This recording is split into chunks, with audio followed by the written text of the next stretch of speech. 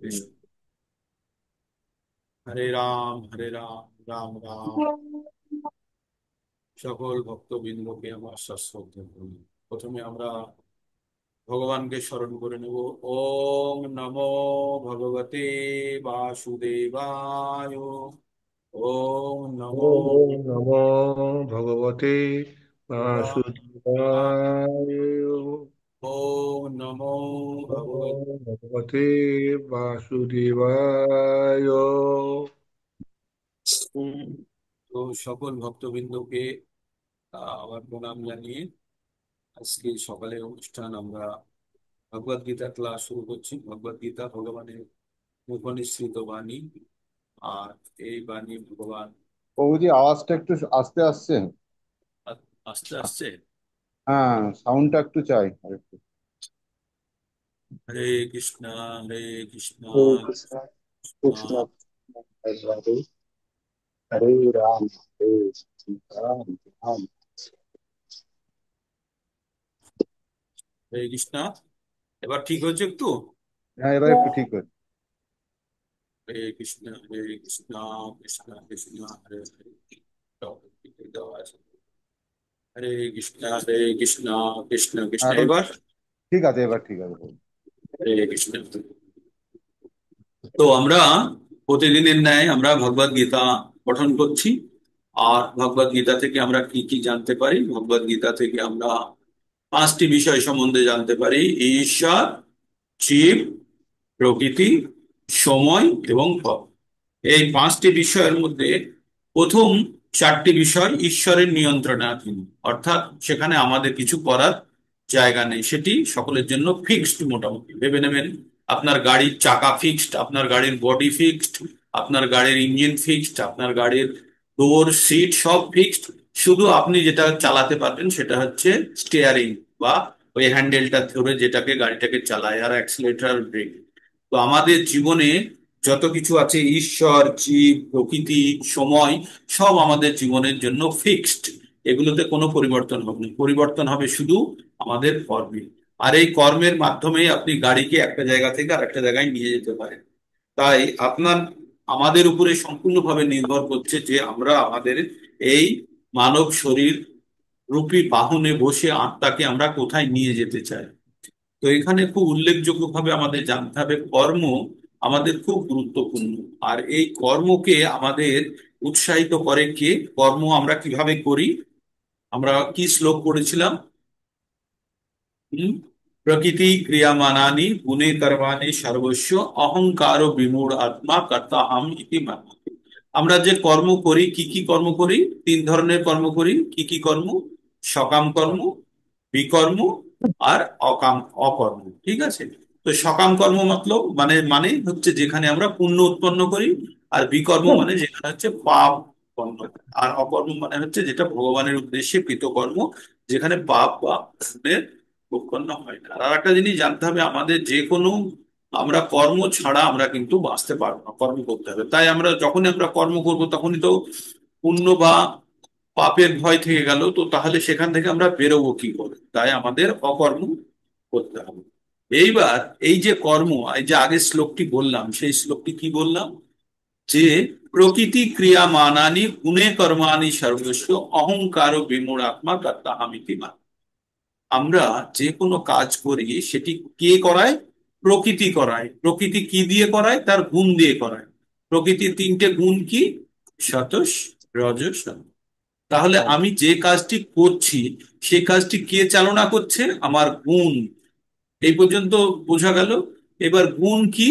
গুণটা কোথা থেকে আসে? প্রকৃতিজাত পদার্থ থেকে আসে। প্রকৃতিকে আমরা যেটা দহন করে পাই, শোষণ করে পাই, সেটা থেকে আমাদের মধ্যে গুণের উৎপন্ন হয়।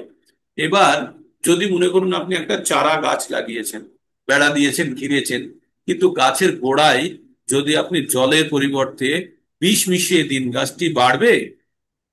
গাছটি কি হবে? গাছটি ধীরে ধীরে মরে যাবে। তো আমাদের আধ্যাত্মিক উন্নতির জন্য আমাদের বিষ কি জানেন? আধ্যাত্মিক উন্নতির পথে বিষ কি? বিষ হচ্ছে ছটি: কাম, ক্রোধ, লোভ, মদ, মাৎসর্য, এগুলো হচ্ছে আমাদের আধ্যাত্মিক উন্নতির পথে বিষ। তো এগুলো কি থেকে দমন হয়? এই বিষ, বিষ পড়বে না কখন? যখন আমরা কামকে কন্ট্রোল করব, কাম। আর কামকে কন্ট্রোল করতে গেলে কাম কার দ্বারা কন্ট্রোল হয়? কাম রজগুণের অভাবে কাম কন্ট্রোল হয়। তাহলে আমরা আসল শত্রুকে খুঁজে বার করে ফেললাম, কিন্তু আমাদের আসল শত্রু কে? কাম। কাম থেকে হয় লোভ, লোভ থেকে হয় ক্রোধ, আর তারপরে অহংকার, মাৎসর্য, তারপরে এগুলো তো আমাদের আছেই। তো সবগুলোকে আমরা নির্মূল করতে পারবো যখন আমরা শত স্তরে উন্নতি হব। তো আমরা একটা জিনিস খুব সহজ জেনে নিই। আমরা যে জিনিসটা জেনে গেছি, আমরা কি জেনে গেছি? আমাদের আধ্যাত্মিক উন্নতির পথে বিষ হচ্ছে কি? আধ্যাত্মিক উন্নতির পথে বিষ হচ্ছে আমিষ গ্রহণ। শুনতে খুব কষ্ট লাগছে, খুব কষ্টের কথা। আমিষ গ্রহণ হচ্ছে আধ্যাত্মিক উন্নতির পথে বিষ। বিষ দিলে যেমন কোনো গাছের বা মানুষের ধীরে ধীরে মৃত্যু হয়, তেমনি আধ্যাত্মিক উন্নতির পথে এই আমিষ গ্রহণ হচ্ছে বিষ স্বরূপ। আর এই ছোটবেলা থেকে আমাদেরকে এই বিষ খাওয়ানো হয়েছে, হয়ে আমাদের শরীর জরাজীর্ণ হয়ে গেছে, জর্জরিত হয়ে আছে। তাই আমাদের আধ্যাত্মিক পথের দিকে আমাদের রুচি নেই। আমাদের রুচি নেই কেন? কারণ আমরা ছোটবেলা থেকে আমিষ ভোজন করে করে করে আমাদের ভিতরে শরীরটাকে বিষাক্ত করে তুলেছি। আমরা তো করেছি এবং আমাদের পরবর্তী জেনারেশনকেও আমরা খাওয়াচ্ছি। তাহলে তাহলে এই এই বিষ থেকে আমাদের যদি আধ্যাত্মিক উন্নতি চান, আমাদের জীবনের চরম উদ্দেশ্য যদি আধ্যাত্মিক উন্নতি হয়, আধ্যাত্মিক আমাদের জীবনের চরম উদ্দেশ্য যদি ভগবানই লক্ষ্য হয়, সেই লক্ষ্যে পৌঁছতে গেলে কিন্তু আমাদের এই বিষ থেকে বেরোতে হবে। তো এই যে এতদিন ধরে যে বিষ গ্রহণ করে ফেলেছি, সেই বিষ তো কিভাবে বেরোবে? সে নিরন্তর ভগবানের নাম জপের মাধ্যমে আমাদের শুদ্ধিকরণ হচ্ছে। কিন্তু এই শুদ্ধিকরণের সঙ্গে সঙ্গে যদি ওই বিষকে যদি আলাদা না করতে পারে, ওষুধ কাজ করবে? মানে একদিকে আপনার শরীরে বিষের ইঞ্জেকশন নিচ্ছেন, আর অন্যদিকে আপনি স্যালাইনও নিচ্ছেন যে বিষ কম করবো বলে, বিষ কি কম হবে?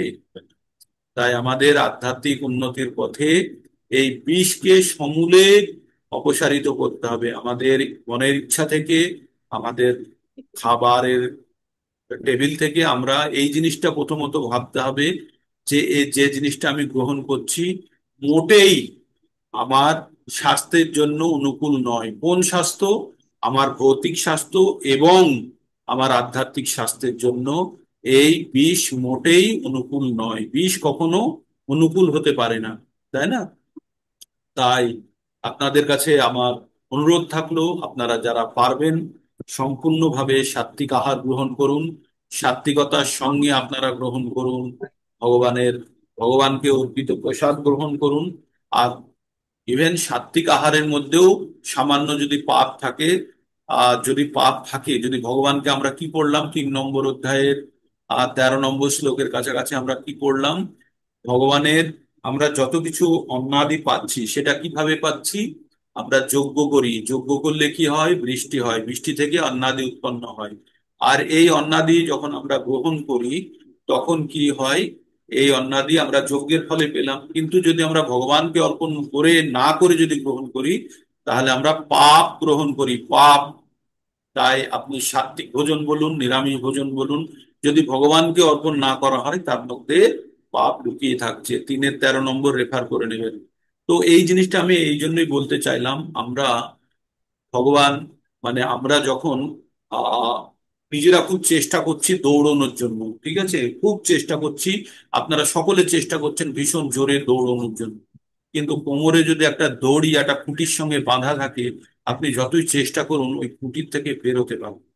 তো তাই আমাদের এই দৌড়টা তো আমাদের চেষ্টাতে রাখতেই হবে। আর কিছুক্ষণ পরে আপনি যেহেতু একটা দূরত্ব কভার করতে পারছেন না, আপনি খুঁটিতে বাঁধা আছেন, তো খুব চেষ্টা করছেন, দৌড়চ্ছেন, ঘেমে গেলেন, তারপরে যদি আপনার যদি অগ্রগতি না হয়, সামান্য যদি আপনি এগোতে না পারেন, তখন আপনি কি ভাববেন?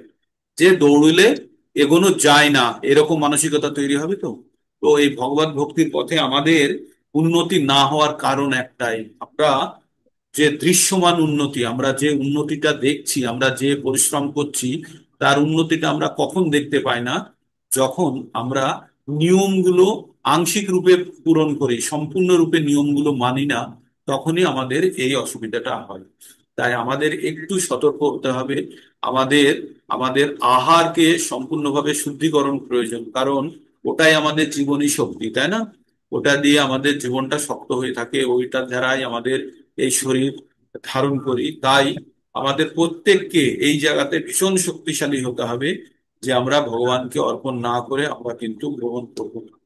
হয়তো বিভিন্ন পরিস্থিতির কারণে আপনারা হয়তো সামনাসামনি ভগবানকে অর্পণ করতে পারছেন না, তখন আপনি মনে মনে অর্পণ করুন। সম্পূর্ণভাবে প্রসেসটা ফলো করুন যেভাবে আপনি ভগবানকে অর্পণ করেন। আপনি আপনার থালাতে যে অন্নটা নিয়েছেন, নিয়ে সঙ্গে সঙ্গে আপনি ভগবানের মন্ত্র উচ্চারণ করুন, ভগবানকে অর্পণ করুন, কিছুক্ষণ অপেক্ষা করুন, তারপরে প্রসাদ গ্রহণ করার যে মন্ত্র আছে সেটা পাঠ করে গ্রহণ করুন। আর ভগবানের কাছে সম্পূর্ণ বারবার সংকল্প করুন, ভগবানকে যেন আপনি সুন্দরভাবে প্রতিবার যেন আপনারা আহ ভোগ অর্পণ করুন, আর সেটাই যেন আমাদের খাদ্যবস্তু রূপে আমাদের কাছে আসে। এই পদ্ধতি যখন আমরা পালন করব, তখন ওই যে বিষরূপী আমরা আধ্যাত্মিকতাকে হত্যাকারী যে বিষ আমরা গ্রহণ করছিলাম, সেই বিষ থেকে আমরা মুক্ত হব, তাই না? তো আমাদের ধীরে ধীরে এই প্রক্রিয়া চালু করতে হবে। আপনারা যারা করছেন তারা খুব ভালো, যারা পাচ্ছেন না তারা সংকল্প করুন এবং চেষ্টা করুন। আমরা ভগবদ গীতা তিনটে অংশে বিভক্ত করার প্রথম অংশটি আমরা শেষ করে ফেলেছি। প্রথম অংশে কর্মযোগ, জ্ঞান যোগ, ভক্তি যোগ সব ছোট ছোট করে আমরা পড়েছি। জ্ঞান যোগ আহ, সেগুলো সব কর্মের সঙ্গে যুক্ত। শেষে ধ্যান যোগ পড়লাম। ধ্যান যোগের শেষে ভগবান বললেন যে অর্জুন, তুমি যোগী হও, যোগীরাই সর্বশ্রেষ্ঠ। আর যোগী মানে ভক্তি যোগী। বিভিন্ন যোগ প্রক্রিয়ার মাধ্যমে মানুষ গিয়ে শেষে কোথায় গিয়ে পৌঁছয়? ভক্তি যোগে পৌঁছয়। কেউ যখন ভক্তি যোগে পৌঁছে গেছে, আপনাদের বলেছিলাম 317 নম্বর পাতাটা বারবার পড়বেন। যখন কেউ ভক্তি যোগে পৌঁছে গেছে তখন জেনে নেবেন যে ভক্তি যোগে পৌঁছানো মানেই আপনারা অন্যান্য যোগের কর্মকাণ্ডগুলো প্রকৃতপক্ষে করে এসেছেন। প্রকৃতপক্ষে ভক্তি যোগী হতে হবে। আমি ভক্তি যোগে পড়ছি তার মানেই আমরা আহ যে ভক্তি যোগী হয়ে গেলাম তা না, আমরা ভক্তি যোগী হওয়ার জন্য আমরা চেষ্টা করছি। বা তার মানে যখনই কেউ ভক্তি যোগের জন্য চেষ্টা করছে, নিয়মগুলি খুব কঠোরভাবে পালন করা উচিত। আর তার সঙ্গে কি লাগবে আমাদের? আমাদের সঙ্গে সঙ্গে উন্নতিটা হবে না। আপনারা যদি ভাবেন আমি কাল থেকে ভক্তি করছি তিলকান্নিক করে, ভগবানকে কই দেখতে পাচ্ছি না, ভগবানকে দেখার জন্য আমাদের চোখকে প্রস্তুত করতে হবে, আমাদের মনকে প্রস্তুত করতে হবে, আমাদের একাগ্রতা বাড়াতে হবে। ভগবান কি বলছেন? ভগবান বলছেন যে আমার অনন্য ভক্তি করে, যে সবসময় আমার ভজনায় মগ্ন হয়ে আছে, সে অবশ্যই আমাকে প্রাপ্ত করবে। তো আমরা ভগবানকে সেইভাবে যদি আমরা প্রাপ্ত করতে চাই, তাহলে আমাদের কি করতে হবে? আমাদেরকে আমাদেরকে ভগবানকে যদি সেইভাবে আমরা প্রাপ্ত করতে চাই, তাহলে ভগবানকে প্রাপ্তিকরণের জন্য যে যে ফর্মুলা গুলো দেওয়া আছে সেই ফর্মুলা গুলোকে আমাদেরকে খুব সুন্দরভাবে পালন করতে হবে। তো আমরা ভগবান ভক্তি যোগের কথার মধ্যে ভগবান এবার নিজের সম্বন্ধে কিছু বলবেন। তার আগে ভগবান বললেন যে আমি তোমাকে বিজ্ঞান সম্বন্ধে বলছি, যেটা জানার পরে আর তোমার আর কিছু জানা বাকি থাকবে না। তাই তুমি আমাকে আসক্ত হয়ে তুমি মনোনিবেশ করে সম্পূর্ণভাবে সুন্দরভাবে শোনো। তারপরে বললেন হাজার হাজার মানুষের মধ্যে কেউ একজন ভগবানকে ভগবানের প্রতি ভক্তি করার ইচ্ছা ব্যক্ত করে, আর সেই রকম হাজার হাজার মানুষের মধ্যে কেউ একজন কতিপয় ভগবান সম্বন্ধে তত্ত্বজ্ঞান লাভ করবে। তারপরে ভগবান বললেন মাটি, জল, বায়ু, অগ্নি, আকাশ এবং মাটি, জল, বায়ু, ভূমি, অপ নল বায়ু, মাটি, জল, আকাশ, বায়ু আর অগ্নি, এই পঞ্চভূতে আমাদের এই শরীর তৈরি। আর তার সঙ্গে আরো তিনটে জিনিস আছে, সূক্ষ্ম শরীর। এই সূক্ষ্ম শরীরটাও জড়া শরীরের অন্তর্গত। এই সূক্ষ্ম শরীরটা কি? সূক্ষ্ম শরীরটা হচ্ছে মন, বুদ্ধি, অহংকার দ্বারা তৈরি। এটা হচ্ছে ভগবানের কি শক্তি? বহিরাঙ্গা শক্তি, বা ভগবানের অপরা প্রকৃতি। বহিরাঙ্গা শক্তিকে বলবো অপরা। ভগবানের তিনটে শক্তি, অন্তরঙ্গা শক্তি, বহিরাঙ্গা শক্তি আর তটস্থ শক্তি। তো অন্তরঙ্গা শক্তি কি? আধ্যাত্মিক জগৎ হচ্ছে ভগবানের অন্তরঙ্গা শক্তির অন্তর্গত। আর এই যে ভৌতিক জগৎ হচ্ছে ভগবানের বহিরাঙ্গ শক্তির অন্তর্গত। আর তথস্থ শক্তি হচ্ছে অন্তরঙ্গা শক্তি আর বহিরঙ্গা শক্তির মিশ্রণের ফলে যেটি গঠিত। তাহলে অন্তরঙ্গা শক্তি কি? আত্মা। সেটি সম্পূর্ণ অন্তরঙ্গা শক্তিটা কার কাছে? রাধারানীর কাছে নিয়ত আছে, নিয়ত আছে, রাখা আছে। আর রাধারানীকে বলা হয় আল্লাদিনী শক্তি, ভগবানের আল্লাদিনী শক্তি, ভগবানকে আনন্দ প্রদান করে। হ্যাঁ? আর বহিরঙ্গা শক্তি হচ্ছে দেবী দুর্গা। তাই আমাদের এই দুর্গা, আর আমরা যেখানে থাকি সেটি হচ্ছে দুর্গ। দুর্গ মানে হচ্ছে জেলখানা। এখানে দেবী দুর্গা তিনটে শূল দিয়ে, ত্রিশূল দিয়ে আমাদের সবসময় পৌঁছাচ্ছে। তিনটে শূল কি কি? আদি আত্মিক, আদি ভৌতিক, আর আদি দৈবিক। এই তিনটে শূল দিয়ে আমাদের সবসময় খোঁচাচ্ছে আর বলছে যে এখান থেকে বেরো, এই জায়গাটা সেফ নয়, এটা দুঃখালয়ম অশাশ্বতম, এটা দুঃখের জায়গা। হুম, এটা দুঃখের জায়গা। তাই এখান থেকে বেরো। তবু আমরা কিন্তু এই যে ভৌতিক জগতে যে মোহে আমরা আটকে আছি, সেখান থেকে আমরা কিছুতেই বেরোতে চাই না। তাই প্রথমেই বললাম, প্রথমেই আমাদের শরীরকে বিষাক্ত করা হয়ে গেছে। শরীর যখন বিষাক্ত হয়ে যায়, তখন ভালো জিনিস আর ভালো লাগে না। ভালো জিনিস যখন দেয়, যে নেশাগ্রস্ত, প্রতিদিন নেশা করে, মানে শরীর একদম তার বিষাক্ত হয়ে গেছে, তখন তাকে ভালো খাবার দিলে তার ভালো লাগবে না, তার ওই বিষাক্ত খাবারই লাগবে। তেমনই আমরা যে খাবারে অভ্যস্ত হয়ে গেছি ছোটবেলা থেকে, বিষাক্ত খাবার খেতে খেতে, সেই খাবারে এত বেশি অভ্যস্ত হয়ে গেছে, এখন ছেড়ে আমরা বেরোতে পারছি না। তবে চেষ্টা করলে অবশ্যই আপনারা শত সাত্বিক ভোজন গ্রহণ করতে পারবেন।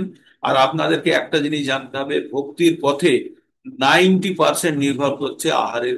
90% ভক্তির পথে অগ্রসর হওয়াটা, বেসিক্যালি প্রথমে আসাটা নির্ভর করছে আপনাদের আহারের উপরে। আহার যদি পিওর না হয়, তাহলে কিন্তু অগ্রগতি হবে না। হয়তো চেষ্টা করছেন, আপনি কোমরে দড়ি বেঁধে, আপনি খুঁটির সঙ্গে বেঁধে রেখে দৌড়চ্ছেন, দৌড়বেন, ঘাম ঝরবে, কিন্তু অগ্রগতি হবে। তো তেমনই আমরা যতক্ষণ না পর্যন্ত সাত্বিক ভোজন বা তার থেকেও বেশি, আমরা যতক্ষণ না পর্যন্ত আমরা ভগবানকে প্রদত্ত নিবেদিত ভোগ গ্রহণ করছি, ততক্ষণ পর্যন্ত কিন্তু আমাদের আমাদের পারমার্থিক উন্নতি হবে না। আমরা শুধু ওই কোমরে দড়ি বেঁধে, খুঁটির সঙ্গে কোমরে দড়ি বেঁধে দৌড়ানোর চেষ্টা করছি, ঠিক? তো ভগবান এবার 7 নম্বরে কি বললেন? ভগবানের পরাপ্রকৃতি আর অপরাপ্রকৃতি বললাম। এই দুটো প্রকৃতির মিশ্রণ 24টা তত্ত্ব আপনাদের সকলের মনে আছে? আমি কাউকে জিজ্ঞেস করি র্যান্ডাম, 24টা তত্ত্ব আমি প্রতি আগের বারেও বলেছি, এখনো বললাম, 24টি তত্ত্ব মনে আছে কারো? বলতে পারবেন? হাত তুলে কেউ হ্যান্ড রেজ করে 24টি তত্ত্ব বলতে পারবেন?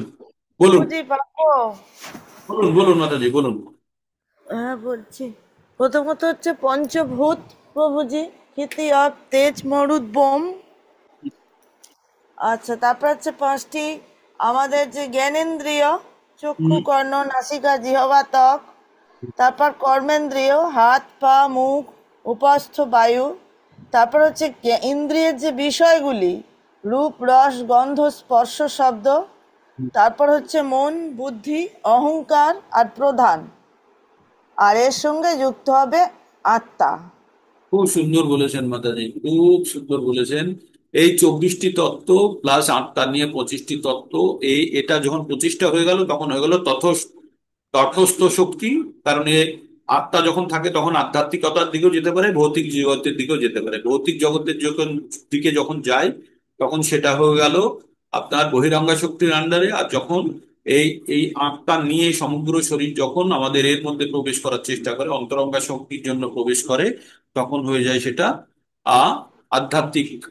যখন যে কোনো আধ্যাত্মিক কর্মকাণ্ড যখন হয়, সে তখন আধ্যাত্মিক স্তরে পৌঁছানোর চেষ্টা করে। তার মানে আমরা এখন যেটা চেষ্টা করছি, আমরা অন্তরঙ্গা শক্তির দিকে যাওয়ার চেষ্টা করছি, কিন্তু এই প্রোগ্রাম শেষ হয়ে যাওয়ার পরে আমরা আবার বহিরাঙ্গা শক্তির দিকে আমরা ঝুঁকে যাব, কাজ কর্ম অমুক তমুক। কিন্তু বহিরাঙ্গ শক্তির মধ্যে থেকেও আমরা কিন্তু অন্তরঙ্গা শক্তির দিকে যেতে পারি কিভাবে? যখন আমরা উদ্দেশ্যকে যখন আমরা স্থির করব যে আমাদের কিন্তু অন্তরঙ্গা শক্তির দিকেই যেতে হবে, এইভাবে যদি আমরা উদ্দেশ্যকে স্থির করে নিই, তাহলে কিন্তু আমরা সব সময় আধ্যাত্মিকতার মধ্যে থাকবো। যে কোনো কাজ করছি, আপনি স্কুলে যাচ্ছেন, পড়াচ্ছেন, বাচ্চা পড়াচ্ছেন, ক্লাস নিচ্ছেন, যা কিছু, আপনাকে এটার উদ্দেশ্য জানতে হবে। এই ক্লাসের উদ্দেশ্য কি? বাচ্চাদেরকে আমি জ্ঞান দিচ্ছি, সেটা আমার কর্তব্য। আর এই কর্তব্যের মাধ্যমে আমি কি করব, অর্থ উপার্জন করব, আর সেই অর্থ দিয়ে আমি জীবন ধারণ করব। এবং এই জীবন ধারণের মাধ্যমে আমি কি করব, ভগবানের সেবা দিতে পারবো। যদি জীবন ধারণ না করি তাহলে সেবা দিতে পারবো না। উদ্দেশ্যকে যখন, অন্তিম উদ্দেশ্য যখন ভগবানের উদ্দেশ্যে আমরা স্থির করতে পারবো, তখনই আমরা জানবো যে আমরা ভক্তি। তখন কিন্তু আমরা যে কোনো কর্মই তখন আমাদের আর সকাম কর্ম বা বিকর্মের মধ্যে থাকবে না, সেগুলি সব আমাদের অকাম কর্ম বা ভগবানের উদ্দেশ্যে নিবেদিত কর্ম। আর তখনই আমরা কিন্তু সম্পূর্ণরূপে আমরা অন্তরঙ্গা শক্তির দিকে আমরা ঝুঁকে থাকবো, তাই না? তো এখন যখন আমরা পঠন করি, সেবা করি, তখন সম্পূর্ণরূপে অন্তরঙ্গার মধ্যে আছি। আর যখন বহিরঙ্গার মধ্যে থেকেও আমরা আছি বহিরঙ্গার মধ্যে, কিন্তু দৌড়চ্ছি অন্তরঙ্গার দিকে। হ্যাঁ না? বুঝতে পারলেন কি বলতাম? যে হুম আমি জলের সমুদ্রের তটে আছি, তটে মানে যেখানে জল আসছে, ঢেউ আসছে, নেমে যাচ্ছে। এবার আপনি আস্তে আস্তে জলের দিকে নামার চেষ্টা করছেন, তার মানে আধ্যাত্মিকতার মধ্যে প্রবেশ করছেন। যেখানে সব সময়তেই জলটা আছে, সেই জায়গাটা হচ্ছে অন্তরঙ্গা শক্তি। এবার আপনি বেরিয়ে আসলেন, এবার ঢেউ আসছে চলে যাচ্ছে, ঢেউ আসছে চলে যাচ্ছে, কখনো ডাঙা হচ্ছে, কখনো জল হচ্ছে। ওখান থেকে উঠে আপনি বালুর দিকে চলে আসলেন, আরো উপরের দিকে চলে আসলেন। উপরের দিকে চলে আসলেন, তখন আপনি কিন্তু এ শক্তিতে, বহিরঙ্গা শক্তির দিকে চলে আসবেন। মানে একদম একদম মানে আপনি ভৌতিক শক্তির মধ্যে চলে এসেছেন। এবার আপনি ভৌতিক শক্তির মধ্যে কাজ তো করছেন, কিন্তু মুখ করে রেখেছেন আপনি সমুদ্রের দিকে। আপনি সুযোগ পেলেই সমুদ্রের মধ্যে যাবেন, যেন মনটা আপনার সমুদ্রের মধ্যে ঢুকে আছে। এইরকম অবস্থাটায় কিন্তু আপনি, তখন কিন্তু আপনি আধ্যাত্মিকতার দিকে লীন হয়ে আছেন। তখন তার মানে আমরা ভৌতিক জীবনে যখনই থাকবো, যখনই আমরা বাহ্যিক কর্মকাণ্ড করব, তখনও যদি আমাদের মনের মধ্যে ভাবনা চিন্তা থাকে যে এই এই বাইরে আমরা যে কোনো কাজ করছি তার অন্তিম উদ্দেশ্য ভগবানকে সেবা দেওয়া, এই উদ্দেশ্য যদি আমাদের মাথার মধ্যে যদি বসে যায়, তাহলে কিন্তু প্রত্যেকটা কর্মই তখন অকাম কর্মে পরিণত হবে, আর ওই কর্মগুলির বন্ধনে আমাদেরকে বাঁধতে পারবে না। বোঝা গেল? তো ভগবান কি বললেন? মত্ত পরতরম নান্নাত কিঞ্চিত অস্তি ধনঞ্জয় মই সর্বমিদম প্রোত্তম সূত্রে মণিগণা।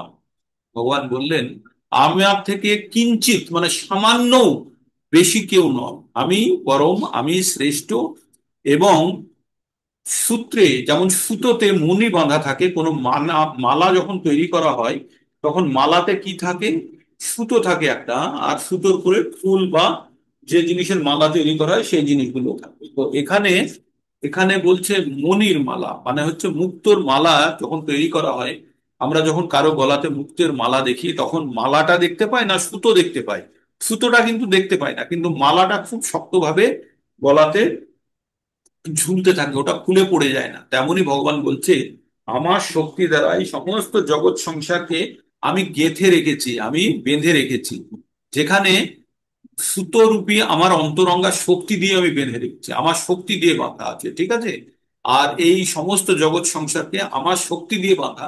শক্তিটা হয়তো আমরা দেখতে পাচ্ছি না, কিন্তু আমরা যে এক একটা গ্রহ নক্ষত্র নিজের নিজের জায়গাতে কিভাবে স্থির আছে, সেটা ভগবানের শক্তির দ্বারাই সম্ভব। এটাই ভগবান বলেছেন। তাই এই পরম পুরুষের অতীত আর কোনো সত্য নেই, কেননা তিনিই সর্বশ্রেষ্ঠ।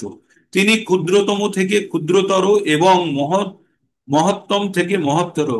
তিনি এটি গাছের মতো মৌনভাবে অধিষ্ঠিত রয়েছেন।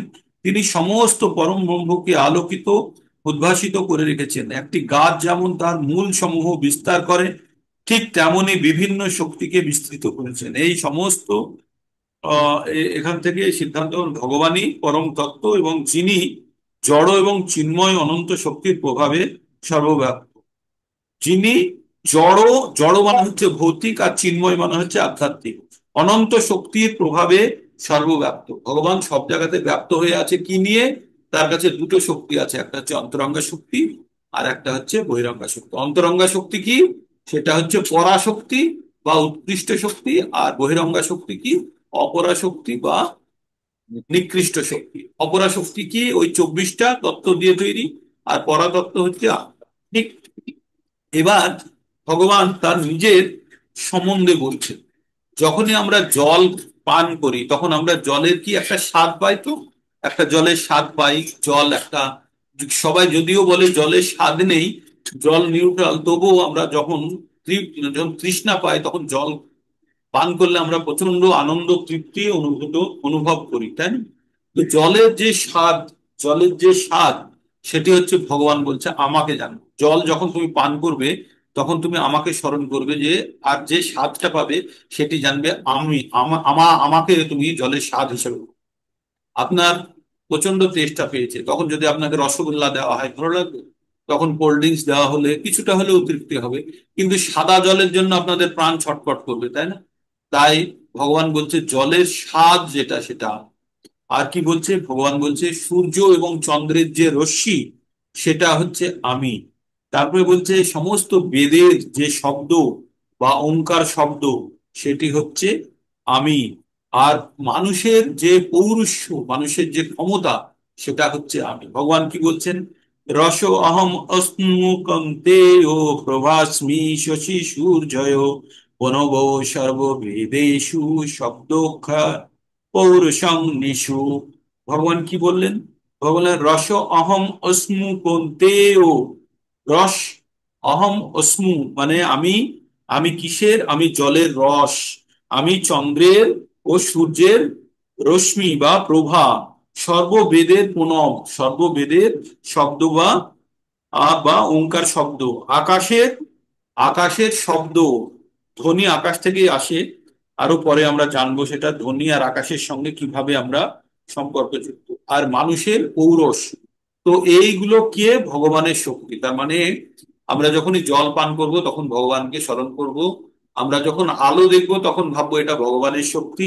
আমরা যখন বেদের কথা বলবো তখন ভগবানকে ভাববো। যখন কোনো শব্দ শুনবো তখন জানবো এটা ভগবানেরই ধ্বনি। হ্যাঁ।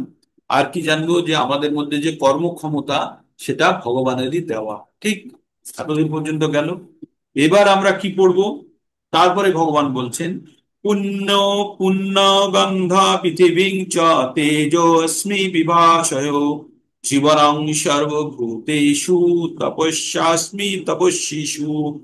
পুণ্য গন্ধ পৃথিবীং চ পৃথিব্যং চ পুণ্য গন্ধ পৃথিব্যং চ তেজো অস্মি বিভাষয় জীবনং সর্বভূতেষু তপশ্চাস্মি তপস্বিষু। বললেন পুণ্য গন্ধা মানে পবিত্র গন্ধ পৃথিবী। আর আচ্ছা, মাটির গন্ধ আপনারা কেউ কখনো শুকে দেখেছেন? মাটির গন্ধ পাওয়া যায়, সুন্দর গন্ধ, স্পেশালি হ্যাঁ, যখন যখন বৃষ্টির পাওয়া যায়। পর। সোদা গন্ধ বলা হয় মাটির। হ্যাঁ, আমরা এই যে যত কিছু সুগন্ধি আছে পৃথিবীতে সব কিছুর উৎস ভগবান। বলছে যত কিছু পবিত্র গন্ধ আছে তার উৎস হচ্ছে আমি। মানে যখনই কোনো ভালো গন্ধ শুকবেন, এবার ওই গন্ধ শুকেই কিন্তু আপনি ভগবানকে স্মরণ করবেন। ভগবান তোমার জন্য এই গন্ধটি আসছে। তার মানে এবার থেকে যখন জল পান করবেন তখন কি মনে হবে? ভগবানের দেওয়া রস পান করছেন। যখন সূর্যের আলো দেখবেন তখন মনে হবে ভগবানের থেকে যেন এই আলোটি আসছে। হ্যাঁ, যখন আপনার মধ্যে কার্যক্ষমতা আছে তখন আপনাকে কি ভাবতে হবে? ভগবানের দেওয়াই কার্যক্ষমতা। যখন আপনি বেদের মন্ত্র উচ্চারণ করবেন, কোনো শব্দ শুনবেন তখন বলবেন, মনে করবেন যে ভগবান এই সিস্টেমটা তৈরি করেছে তাই আমি শুনতে পাচ্ছি। তো আপনারা যে কথাগুলো শুনতে পাচ্ছেন এগুলো ভগবান ভগবানের দেওয়া। আপনারা এই কথাটি যখনই আপনি ভাববেন তখন দেখবেন সব ক্ষেত্রে ভগবান কিন্তু স্মরণে আসতে শুরু করবে। জিহ্বা দিয়ে ভগবানকে স্মরণ আসছে, আলো দিয়ে চোখ, জিহ্বা দিয়ে আপনি জলের স্বাদ, কান দিয়ে শব্দ, আর আপনি তো শক্তি দেখতেই পাচ্ছেন, তাই না? তার মানে আমরা পঞ্চ ইন্দ্রিয় দিয়ে, আমরা নাক দিয়ে আমরা গন্ধ, তো মানে আমরা পঞ্চ ইন্দ্রিয়ে ভগবানকে অনুভব করতে শুরু করছি। আমরা রূপ রস গন্ধ শব্দ স্পর্শ করলাম পাঁচটি। তো সেইগুলি এবার এখানে ব্যাখ্যা করার চেষ্টা করা হচ্ছে। আমরা চোখ দিয়ে যে রশ্মি দেখছি সেটি ভগবান। জিভ দিয়ে যে জলের স্বাদ পাচ্ছি সেটি ভগবান। তারপরে আমরা যে বেদের শব্দ শুনছি, আকাশের ধ্বনি শুনছি সেটি ভগবানের।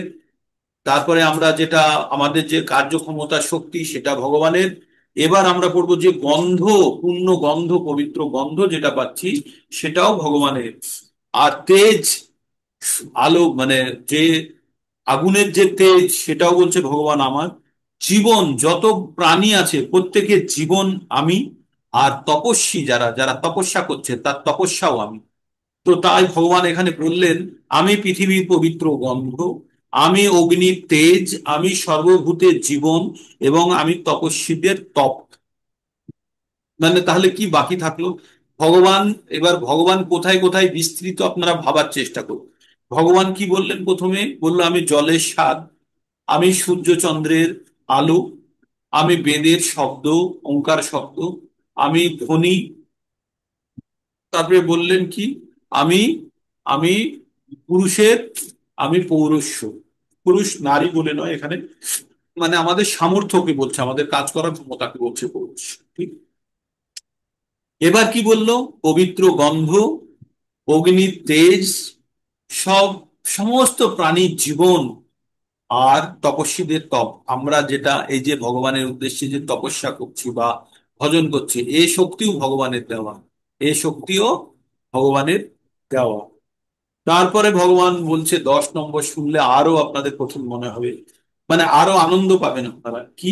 বীজং মাং সর্বভূতানাং বিদ্ধি পার্থ সনাতনম, বুদ্ধির বুদ্ধিমতামস্মি তেজস্বী তেজো তেজস্বী নামহম। বীজং মাং সর্বভূতানাং বিদ্ধি পার্থ সনাতনম, বুদ্ধির বুদ্ধিমতামস্মি তেজস্বী নামহম। তো ভগবান কি বললেন? যে আমি সমস্ত জীবের, আমি জীবন, বীজ প্রদানকারী আমি পিতা। আমরা আবার পড়বো এই কথা, এই শ্লোকটি আবার আমরা পড়বো অন্য জায়গায়। তো ভগবান কি বললেন? সমস্ত জীবের বীজ আমি, সমস্ত জীবের প্রাণের বীজ আমি, আমাকেই সর্বভূতের কারণ হিসাবে জানবে। আমি বুদ্ধিমান ব্যক্তির বুদ্ধি। যখনই আপনারা কোনো বুদ্ধি লাগাবেন বা বুদ্ধি খাটাবেন, তখন জানবেন যে ভগবান আপনাকে দিয়ে এই কাজটি করাচ্ছে। আর তেজস্বী, যে আমাদের মধ্যে যে তেজ, তেজ হচ্ছে কে? সেটাও ভগবানের দেওয়া। আর তেজটা কাদের ধর্ম? তেজ কাদের ধর্ম, কাদের গুণ? ব্রাহ্মণ, ক্ষত্রিয়, ব্রাহ্মণ, আর ব্রহ্ম, ক্ষত্রিয়, ব্রাহ্মণ, ব্রাহ্মণ, না, তেজ ব্রহ্ম, ব্রাহ্মণ, ক্ষত্রিয়, ক্ষত্রিয়। সরি, ক্ষত্রিয়, ক্ষত্রিয়, ক্ষত্রিয়, রজো ক্ষত্রিয়, রজগুণ, রজগুণের প্রভাব তেজ, তেজ হচ্ছে ক্ষত্রিয়। ক্ষত্রিয়। তো তাহলে কি বললো? বীজ থেকে সবকিছু উৎপত্তি হয় এবং শ্রীকৃষ্ণ সবকিছুর বীজ। সচল অচল নানা ধরনের জীব আছে, পশু পাখি মানুষ, আরো অনেক ধরনের জীবেরা জঙ্গম, অর্থাৎ সচল। আমরা দুটো কথা জানবো, জঙ্গম আর জড় এবং জঙ্গম। জড় মানে হচ্ছে যেগুলো স্থির আর অচল, আর জঙ্গম মানে হচ্ছে জীব, এদেরকে জঙ্গম বলে। বৃক্ষ লতা গুল্ম আদি হচ্ছে স্থাবর। স্থাবর জঙ্গম কথাটা আমরা ব্যবহার করি, অর্থাৎ অচল, কেবল এক জায়গায় দাঁড়িয়ে থাকে। 84 লক্ষ বিভিন্ন জীবের মধ্যে কেউ স্থাবর, কেউ আবার জঙ্গম, কিন্তু তাদের সকলের জীবনের জীব শ্রীকৃষ্ণ। বৈদিক শাস্ত্রে বলা আছে ব্রহ্ম বা পরম তত্ত্বই তিনি, আর তার থেকে সবকিছু উদ্ভূত হয়েছে। শ্রীকৃষ্ণ পরম ব্রহ্ম, পরম আত্মা। ব্রহ্ম নির্বিশেষ, কিন্তু পরম ব্রহ্ম হচ্ছেন সবিশেষ। আচ্ছা, নির্বিশেষ আর সবিশেষ কথার মধ্যে আপনাদের পার্থক্য জানতে হবে। নির্বিশেষ মানে শেষে আগুন পুড়িয়ে ফেললে ছাই এবং সব শেষ হয়ে যাওয়া, সেটাকে বলছে নির্বিশেষ। আর সবিশেষ মানে হচ্ছে শেষে যেটার একটা সলিড বস্তু পাওয়া যায়।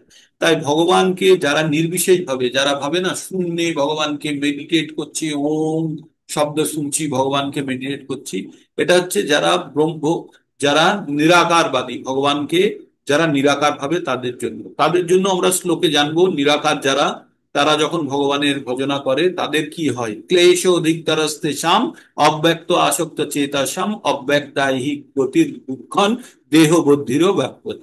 12 নম্বর অধ্যায়ের 5 নম্বর শ্লোক বুঝি। হ্যাঁ, তো যারা যারা অব্যক্ত ভগবানের নির্বিশেষ রূপকে যারা পুজো অর্চনা করে, তাদের শুধু দৈহিক কষ্টই হয়, পরিণতিতে কিছুই তারা লাভ করে। তো এখানে কি বলছে? ভগবান বলছে ভগবানই পরম ব্রহ্ম, পরম আত্মা। ব্রহ্ম নির্বিশেষ, কিন্তু পরম ব্রহ্ম হচ্ছেন সবিশেষ। ভগবানের স্বরূপ আকার রয়েছে। হ্যাঁ, ভগবানের একটি নির্দিষ্ট স্বরূপ আকার রয়েছে। তারপরে ভগবান কি বলছেন? এবার বলছে যে আমাদের মধ্যে যে বল আছে, আমাদের যে মধ্যে শক্তি আছে, সেটা কে দেয়? আর আমাদের মধ্যে কাম, কোনো জিনিস পাওয়ার ইচ্ছাও কে দেয়? তাই ভগবান বলছেন বলং বলবতাং অস্মি, বলং বলবতা, বলং বলবতাং চা অহম কাম রাগ বিবর্জিতম, ধর্ম বিরুদ্ধ ভূতেষু কাম অস্মি ভরতর্ষভ। বলল বলং বলবতাং বলং বলবতং চাহং কাম রাগ বিবর্জিতং বিরুদ্ধ ভূতেষু কামোস্মি ভরতর্ষভা। ভগবান কি বলেন? বলং বলবতং চাহং চ অহং চাহং কাম রাগ রাগ বিবর্জিতং ধর্ম বিরুদ্ধ ভূতেষু ভূতেষু ধর্ম বিরুদ্ধ ভূতেষু কামস্মি ভরতর্ষভা। তো ভগবান বললেন, হে ভরতর্ষভ, অর্জুনকে বলছে, ভারত শ্রেষ্ঠ, আমি বলবানের বল, আমি বলবানের কাম ও রাগ, কাম মানে হচ্ছে ভৌতিক চিজ পাওয়ার জন্য যে ইচ্ছা তাকে বলছে কাম। আর রাগ মানে হচ্ছে অভিমান, যেটাকে আমরা বলছি, বা অহংকারের সঙ্গে যুক্ত যে শক্তি তাকে বলছে কাম ও রাগ বিবর্জিত বল। মানে যদি কারো কোনো কিছু পাওয়ার ইচ্ছা হয়, সেই বল কিন্তু ভগবান নয়, সেটি বিবর্জিত, কোনো কিছু পাওয়ার ইচ্ছা ছাড়া যে কাজ করার শক্তি, সেটি হচ্ছে ভগবানের। ধর্মের অবিরোধী কাম, আর এমন কাজ যেগুলো ধর্মের অবিরোধী, মানে ধর্মের বিরুদ্ধে নয়, সেই সমস্ত ধর্মের বিরুদ্ধে কাম কি নয়, যে ভগবানের প্রতি আসক্ত হওয়া, এই কাম, এই ইচ্ছা, এটি ধর্মবিরোধী নয়, সেই কামের জন্য শক্তি হচ্ছে ভগবান। তাহলে ভগবান কিসের বল? যে কাম ও রাগ ও বিবর্জিতম, কোন জিনিস পাওয়ার ইচ্ছার জন্য যে শক্তি, সেটি ভগবানের শক্তি নয়। কিন্তু আধ্যাত্মিকতার জন্য কিছু পাওয়ার যে শক্তি, সেটা হচ্ছে ভগবানকে পাওয়ার হচ্ছে। তাই বলছে ভগবানের কর্তব্য হচ্ছে, বলবানের কর্তব্য হচ্ছে দুর্বলকে রক্ষা করা, ব্যক্তিগত স্বার্থ সিদ্ধির জন্য অপরকে আক্রমণ করা নয়। তেমনি কাম বা যৌন জীবনের উদ্দেশ্য ধর্মের অনুকূলে সন্তান উৎপাদন করা, ইন্দ্রিয় তৃপ্তির জন্য যৌন জীবন যাপন করা নয়। তাই পিতামাতার একান্ত কর্তব্য হচ্ছে তার সন্তানদের কৃষ্ণ ভাবনাময় করে গড়ে তোলা। তার মানে পিতামাতা হলে আমাদের দায়িত্ব, সন্তান উৎপন্ন করার দায়িত্বতেই আমাদের শেষ নয়, আমাদের পরবর্তী জীবনকে ভগবান ভক্তির পথে চালিত করাও আমাদের সমপরিমাণ দায়িত্ব। যেমন আমরা ছোটবেলা থেকে স্বাস্থ্যকর খাবার বা পুষ্টিকর খাবার দিয়ে আমরা ছেলেকে সবসময় হৃষ্টপুষ্ট তৈরি করি, তো সেটা হচ্ছে বাহ্যিক। কিন্তু আমাদের অন্তর থেকেও হৃষ্টপুষ্ট তৈরি করার জন্য আমাদের কি করা উচিত? তাকে বিষ থেকে দূরে রাখা উচিত।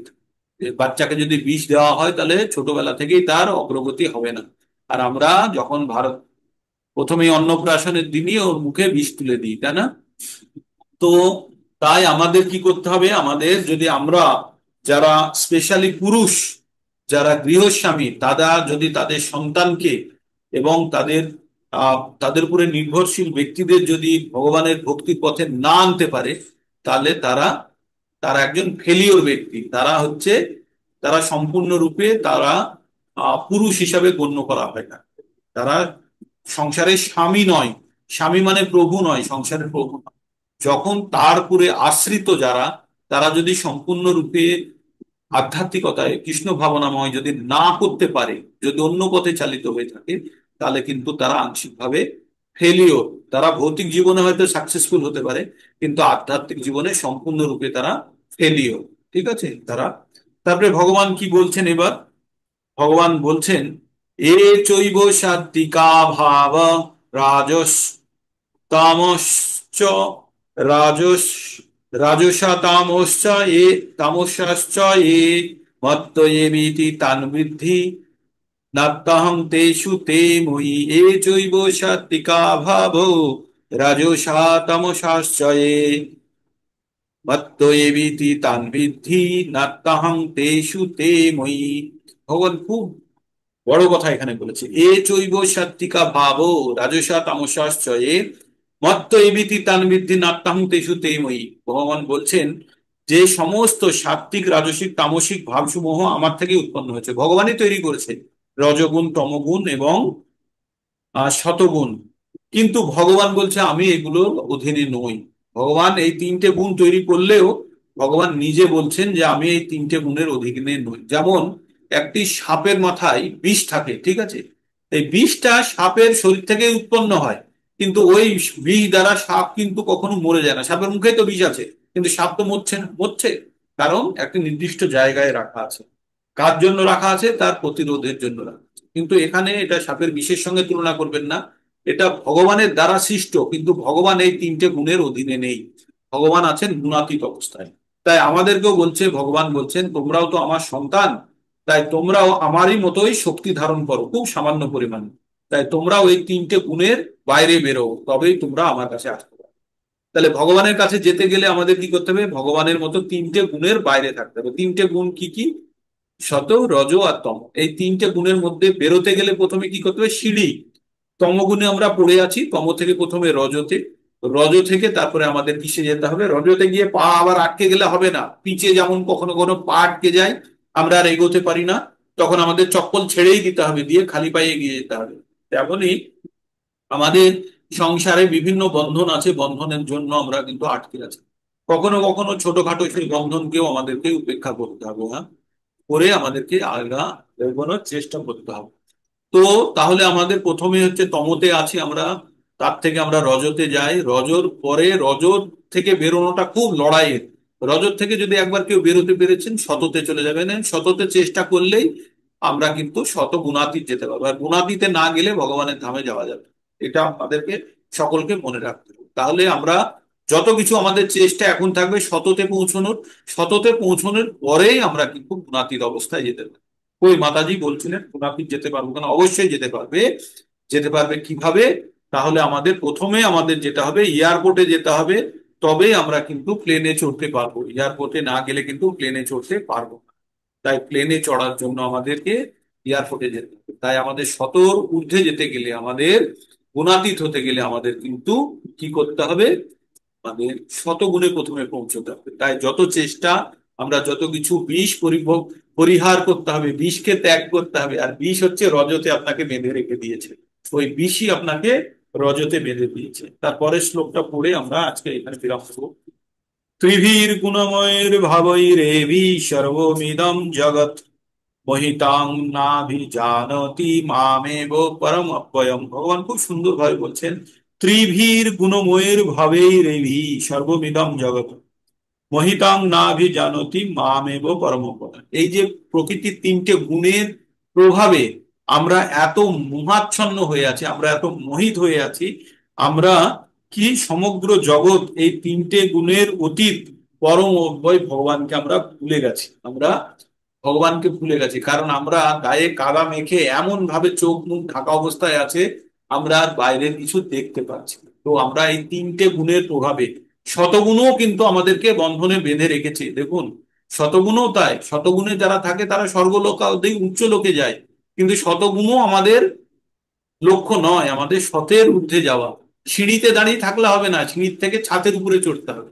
তো সিঁড়ির একটা ধাপ হচ্ছে তম, রজ, শত। শতর পরের ধাপটা হচ্ছে গুণাতীত অবস্থায়। গুণাতীত না গেলে কিন্তু আমরা ছাদের উপরে যেতে পারলাম না বা মুক্ত হতে পারলাম। তাই ভগবান কি বলছে? তিনটে গুণের দ্বারা আমরা বাঁধা আছি। এই তিনটে গুণের প্রভাবে মহাচ্ছন্ন হয়ে ভগবান সম্বন্ধে আমরা জানতে পারি না। কি কি জানতে পারি না? ভগবানের সমস্ত গুণ। ভগবান সমস্ত গুণের অতীত, ভগবানের কোনো গুণ নেই, তিনি গুণাতীত। এবং তিনি পরম অব্যয়। অব্যয় মানে যার কোনো ক্ষয় নেই, সে সনাতন, তাকে আমরা জানতে পারি না।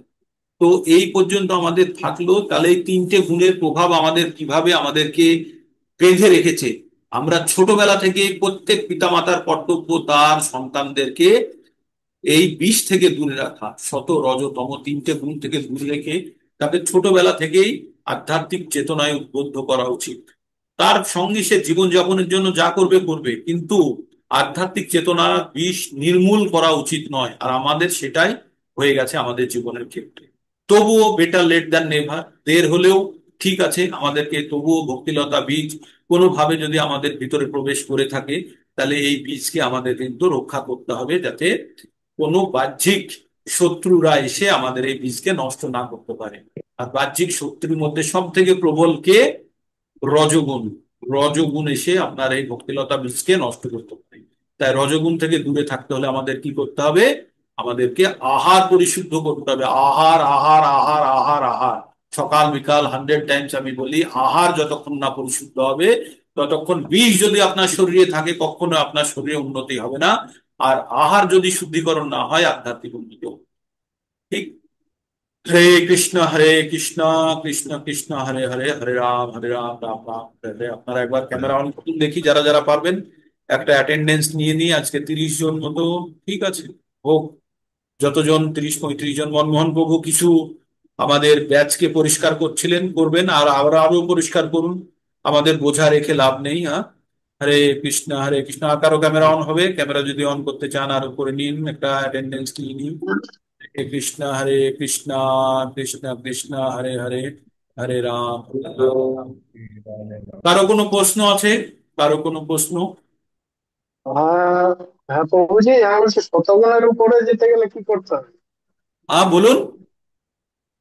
শতগুণের উপরে যেতে গেলে কি করতে হবে?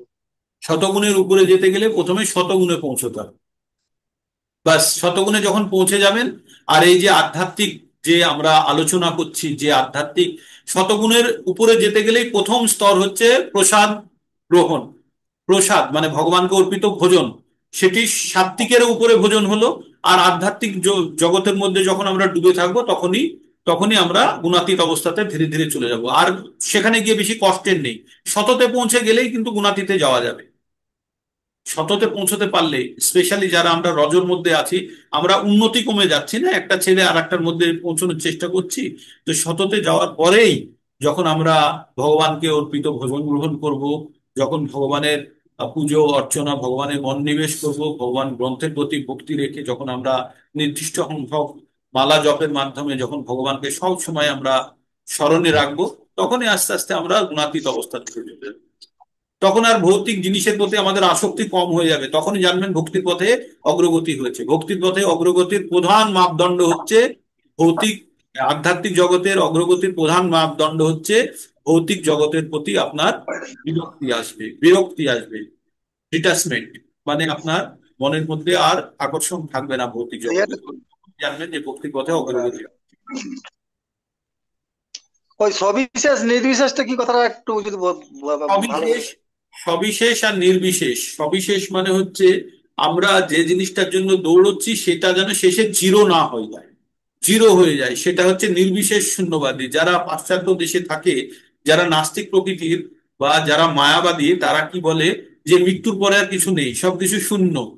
হ্যাঁ, চারবাক বলেছিলেন, কি বলেছিলেন, চারবাক বলে একজন ফিলোজফার ছিলেন, তিনি বলেছেন যে গীতং যাবজ্জীবৎ, যাবজ্জীবৎ সুখম জীবৎ, ঋণং কিত্তা ঘিতং বিপদ। মানে যতদিন বাঁচবো সুখে বাঁচবো, দরকার হলে ধার করে হলেও আমরা ঘি খাবো, ঠিক আছে।